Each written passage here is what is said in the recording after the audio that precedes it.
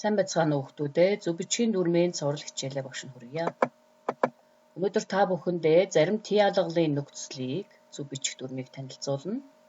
За үгийг Т алгалаар хувилгахдаа тогтворгүй энэ үсгийг уг үгийн төгсгөлийн гүйгүүлэгч гэж үздэггүй. Харин үгийн үндэс ба залуурын жир гэж үздэг. Жишээлбэл тэрэг, тэрэгний, төлөг, төлөгний, үндэс, үндэсний гэх мэт. Тогтворгүй энтэй үгийг Т алгалаар хувилгахдаа энэ үсгийг гаргаж өчнө. Энэхүү тогтворгүй энэ үсэг ихэвчлэн харьяалах, өгөх орших гарах 3 Т алгалт нэгэн адил гардаг. Жишээлбэл модны, модонд, модноос, морины, моринд, мориноос, үнний, үнэнд, үннаас гэх мэт.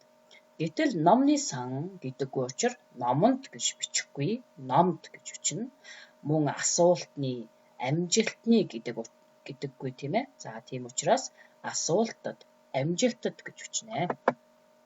Харьяалахын Т алгалын И нөхцөлийг тогтвортой ба тогтворгүй энэ үсгээр төгссөн үгэнд ишиг зохицох ёсоор залган бичнэ.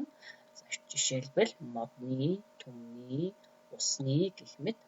Харьяалахын Т алгалын энэ нөхцөлийг хос ишиг ба урт И ишгээр төгссөн үгэнд залгана.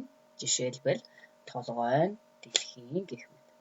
Уг хоршихын Т алгалын Т нөхцөлийг Г ба өмнөө ишигтэй эс гүйгүүлэгчээр төгссөн тогтворгүй энэгүй үгэнд залгана. Жишээлбэл худагт, нацагт, нутагт, хэлтэст гэх мэт. Бас Р, В гүйгүүлэгчээр төгссөн зарим үгэнд уламжлал баримтлан бичнэ. Жишээлбэл гарт, дэндэгт гэх мэт. Д нөхцөлийг дээрхээс бусад үсгээр төгссөн үгэнд бичнэ. Жишээлбэл ахад, шилд, сард, хүмбүрд гэх мэт. Заахын Т алгалын Г нөхцөлийг урт хос ишиг хэлний үгийн энэ үсгээр төгссөн үгэнд залгана. Жишээлбэл дүнг, шороог, дахиаг, гахайг, гасанг гэх мэт. Биеийн хамаатуулах мин чин энийг өмнөх заахын Т алгалын Иг харьяалахын Т алгалын И нөхцөлийн Г энэ үсэг сонсдохгүй боловч энэхүү энэ үсгийг гээхгүй бичнэ. За жишээлбэл бичгтээ бол ахыг нь, гарыг минь, үзгийг чинь, гарыг нь гэх мэт бичих боловч харин дуудахдаа бол ахын, гарыг минь, үзгийг чинь, гарыг гэж дуудана. Харин ингэж бичвэл буруу болно. Зарим нэр үг хоёр өөр утгыг илтгэх болоод тийм ялгалаар хувилгахдаа ч ялгууртай болсон. За жишээлбэл шүн, од гялалзна.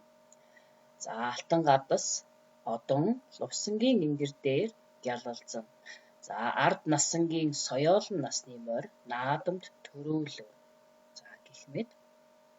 Зарим үг Т алгалаар хоёр өөр хувирч хоёр өөр утгыг бас илтгэх явдал бас байдаг. Жишээлбэл адуугаар баян нэгдэл, танай адуунаар миний морь явчлаа гэх мэт. За хүүхдүүдээ эдгээр дүрм маш чухал учраас тэмдэглэн авчид тогтоогоорой. Баярлалаа.